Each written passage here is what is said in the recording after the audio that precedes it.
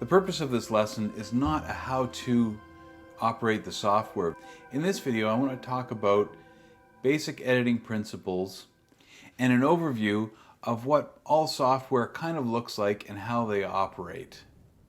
If you want some really specific videos on how to operate specific software, there's a lot of YouTube videos that you can access that will give you real specific lessons on operating your software. The goal of this lesson is to get you to edit your montage into a timeline.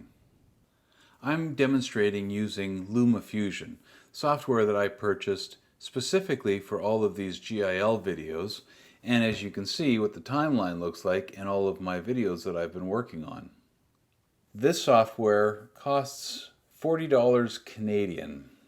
Not a bad price considering how extensive this software is. You can find other software for cheaper, but LumaFusion works for both Apple phones and Android phones, and as you see I'm demonstrating on an iPad, and will work on Android tablets as well. Why did I choose this software? Because it gave me a lot of versatility to edit and access to some of the professional tools that I might use for editing. Plus I can add in more layers of visual and audio. I'll get to layers in the next lesson. But what's important to see in pretty much every software is that the interface is relatively the same. There's 4 things that you're going to be looking for. The first is where your software accesses the source footage. While this software here shows me where all of my source material is, often you've just got to click on a button where you can get to your folder that holds all of your photos and your videos. In this case, LumaFusion allows me to link to a bunch of other drives as well. I'll demonstrate that in a moment. But our windows are broken up into 4 components. The first is the source where we find all of our videos. The second is the timeline where we're going to make all of our cuts. This is where our work gets done. The third is the screening window up here where I can see the results of my edits. The fourth is the tools. Down here I have a variety of tools that I can use, and in this software the tools show up in a number of different places. Now on a phone the tools will be reorganized because the geography of the screen is a lot smaller. In this case you can pretty much see everything. This is where the software really differs. For LumaFusion I can see my tools. With other editing software you might have to dig around to find the tools. But they'll be there, specifically tools that let you cut in your timeline. Editing is really a 3-part process. The first part is importing your videos from your photos folder. The second part is organizing your footage on a timeline, where you're going to drag and drop videos from your photo folder and reconfigure the order in the timeline. The third part in the process is trimming the start and end points of each of your edits. You want to get the edit tight and make sure that the story plays out and is interesting. So when you open up your software, the first thing you're going to do is start a new project. I'm going to go down here, and as you can see, here's all of my projects that have been saved from the beginning, all of the videos that I've been working on for this GIL project. I'm going to start a new edit, and it's going to give me an option, and I'm going to call this one 5 editing demo montage. Okay, now when I've done that, I can see here my frame rates. Remember we talked about frame rates? Most of the frame rates for these videos shot on my phone I recorded at 24. But in this case, because I'm recording directly on the screen, it's going to come out as 30. The other thing is the aspect ratio. Remember we talked about the portrait mode for your phone, the 4:3, which is either old iPads and old televisions. You can see from this software it gives me a lot of different aspect ratios. I don't see using anything but 16:9 for most of the time. So that's what I'm going to do. And then I'm going to save that. And now I've got a new empty timeline and a new empty window. Now I need to import some footage into the timeline. I've saved the footage both for myself and for you in the GIL filmmaking course. They'll be down in the media. There'll be the montage exercise footage, and I've got a couple more that just need to be downloaded here. So the next thing I want to do is I want to take a look at each of my clips. Now I can click on it and often it'll show up in a window. Sometimes you'll have to take it and drag it down into your timeline depending on your software. But I'll just open it up here so you can get a visual of what the clip looks like.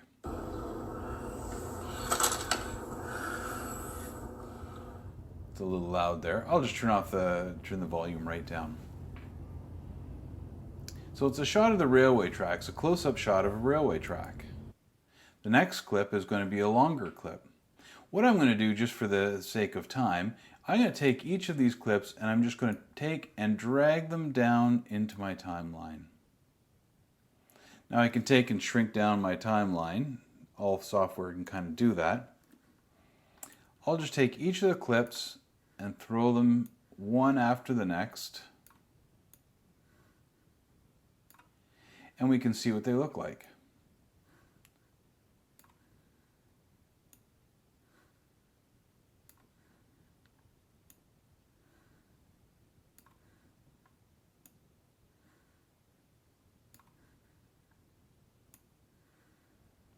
As you can see, many of these clips were quite long. I told you to make sure that they were 5 seconds each, but you can see that last one was almost 20 seconds. As much as I can, I try to shoot for maintaining a shot for at least 10 seconds. This footage was shot near my home in British Columbia, Canada. There's a beach not far from where I live. It's a nice sunny summer day and people were spending time down at the beach, and I thought this would be a great opportunity to go and collect some visuals. So obviously these are going to be very long. This montage is going to turn out to be much longer than I thought. I was hoping it would be under a minute, but right now we're up to 4 minutes, so I'm sure I can easily cut this. I will easily cut this down because I know a lot of the footage that I shot, I wouldn't probably use.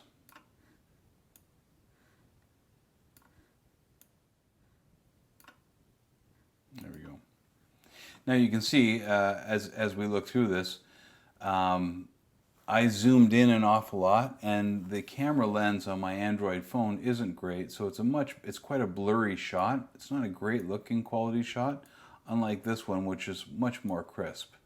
And there's a couple of the closer ones which are even better.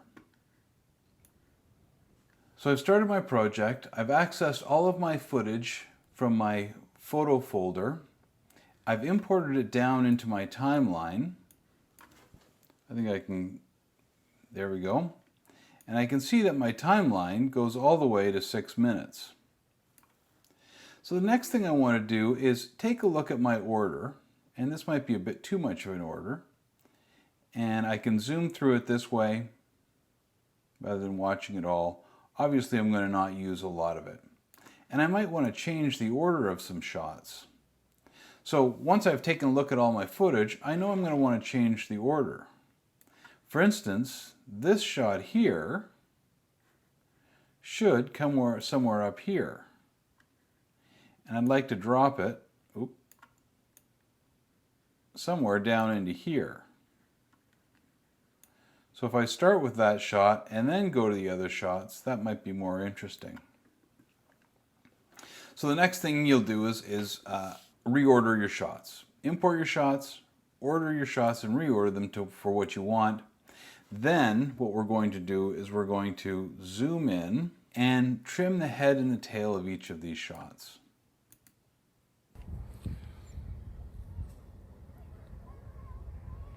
Now it's a 12-second shot. There's not an awful lot going on in there except for that little bird. So how about I go in here, and this will let me, as you can see, it's taking off the tail of that cut, and I can also go to the head of that cut and trim it down to just before the bird comes flying in. Where is he? There he is. So if I do something like that, I can see as I zoom in here, it's down to a 3-second shot. So if I start there, cut here, and I know I'm going to want, maybe no more than 3 seconds for this shot too. Nothing really happens. So one of the tools that I'll use is I can either trim the head or the tail this way, grabbing the edges, but also in your software there'll be a pair of scissors or something like scissors. And you can click on those scissors, and as you see there, it just made a cut in that video.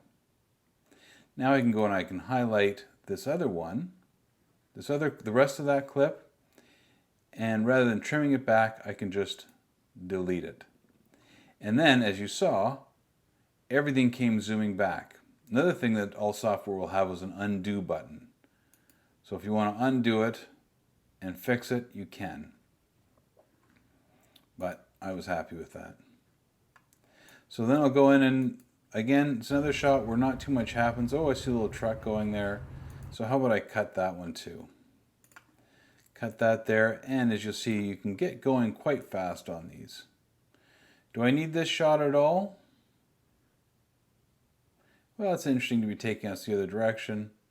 Maybe I'll hold it there. So I'll go to the head of that and I'll pull the beginning back a little bit. And then I'll go to the end, see those cars go by, and drag them back. How long does each shot have to be? Doesn't really matter. Oh, and I got a person going across there. A couple of people, that's interesting. I'll cut there, delete that one out. And you know what? This shot is kind of the same thing, so I don't think I need it at all. I'm going through this process quite quickly. Not a great shot. I'm too far away, and I zoomed way in, but I'm going to hold on to it anyway for a second. There's that zoom. That zoom isn't going to work. It looks obvious. Do I want a picture of a bird? Why not? So I'll cut it there, but I don't want the beginning part. So I'm trimming that out. He throws away a piece of garbage. You should put it in the garbage bin, but what does he know? He's a bird. Some kids playing. Okay, I'll get that little girl running to get some water for her sandcastle. And then this wide shot of the pier in White Rock. Again, not too much happens. Just kind of people coming and going. So how about I just trim out the beginning part. I'll trim out the end part. I'll end with about 3 seconds. Oh, looks like I grabbed that shot twice. So how about I delete the second one? Okay, now I'm going to come in here and get some shots, kind of more shots of the same. Do I want this shot here? Probably not. I probably want it to go maybe over here instead. So I can grab it and move it over. Do I need more of that same shot? That's just the same thing from a different direction. But for the sake of time, I'll just delete it. So I've got some close-ups here of different visuals of the beach. Does it help with my story? Not necessarily. I'll delete a few of them, but I'll leave this last one because my goal is to get into some closer visuals. Of course, I need to trim it down somewhat. And it'll give me an opportunity to get into this close-up sand shot of somebody walking through. So I'll delete that other image. I've got two of the same thing here, two different takes. I only need one. The second one was better. But I'll go and I'll trim this down so that I'm only getting the action.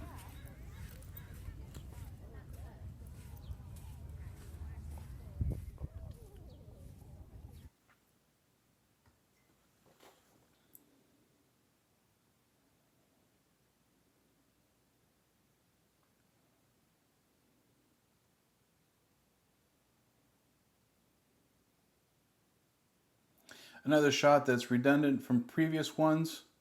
It's a nice shot of people and families, but it's not serving my purpose of my story right now, so I'll delete it as well so that I can cut into this shadow of my camera, which needs to be trimmed from the head and the tail. But I'll cut the second half of it off and delete the second half of it. Again, another take of it. Is the second one any different? Not really. So that series of montage shots of the beach, the sand, my camera, and now into a closer shot of some flowers. Got a wider shot of the flowers, then a closer shot of the flowers. This comes back to when we talked about you've got what's going to cut from one shot to the other. If you can get in twice as close so that the size of the image on screen is only half the size, it'll work great, and that cut works fine. Then I come out to some well-composed rule of thirds shots here, which will help transition me back out to seeing people on the beach or people walking. So that this combination will work well. I just need to shorten up each of those shots.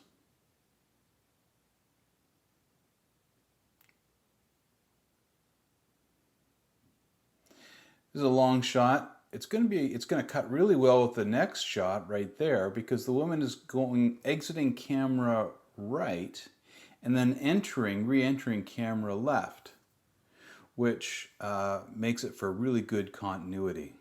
Makes it a great cut. I'll let her walk all the way through screen and out the other side of the camera shot. I can trim that off after she's left, which then takes us to this final shot. Little jiggly camera up at the front, so I need to trim that back so that it's a stable shot and that jiggle isn't drawing attention to itself, which will be my final, essentially kind of a re-establishing of a wide shot before I finish my montage, which then makes the montage 1 minute and 12 seconds.